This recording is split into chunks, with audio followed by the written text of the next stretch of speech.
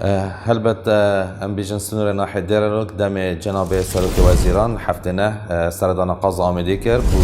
دانان برای بنیات نخوشخانه سا تقدیر هیتیته کو کجمه پاره 54 میلیارد دینار هات ترخان کردن بو جبهه کرنا پروژه چیکرنا خسته هیتیته هلبت او خست نو که یک هتیت کاری دا بو ماوی نزدیک 2 ساله دیب تمامی هتا انجام دان او پروژه و دکفت خدمت آخر کش بلی هنده رضامندی سر 21 پروژه بو سنوری ناحیه دیرو کات دان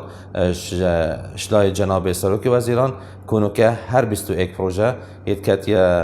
قناغا دی اعلانه هم بیجن کل پارزگادو که نو که تندر بود اعلان کردن که هندک مقال بود در کبن شوان پروژه بیشن جورا و جور بون هندک پروژه ریکوبانت گوندا بین هندک ریکت نفس نور باجوانی بین پروژه تورت آوه مهبین پروژه کهرباء مهبین هر وصانی جن کرنا نزدیک نه قطاب خانه سنور ناحیه دیرلو کو اوان همید